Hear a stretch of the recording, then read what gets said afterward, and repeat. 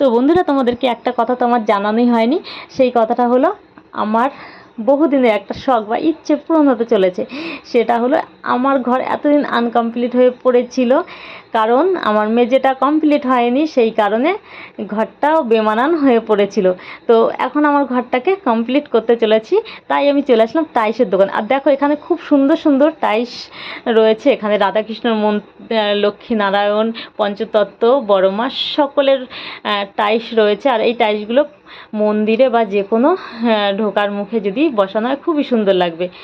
আর আগের দিন আমি এসেছিলাম, সেই দিন কিন্তু আমি পছন্দ করে গেছি বা বুকিংও করে গেছি। তো আজকে আবার পরে আসলাম যে দাদার সঙ্গে কথা বলতে, কখন কি মালটা পাঠাবে সেই কারণে। আর আজকে এসে আমি ভাবলাম যে তোমাদেরকেও একটু দেখাই যে আমি কোন কোন টাইলস নিয়েছি আর কেমন লাগছে, সেটা তোমরা কমেন্টে জানাবে। আর তোমরা এটা বলবে যে কোন টাইলসটা নিলে তোমাদের ভালো লাগবে। তো তোমাদের মতের সঙ্গে আমার মত মিলে যায় কিনা সেটাই দেখার বিষয়। তো কমেন্ট করতে একদম ভুলো না। আর ভিডিওটা ভালো লাগলে লাইক করো। আর তোমরা ভালো থেকো সর্বদা। এখন টাটা।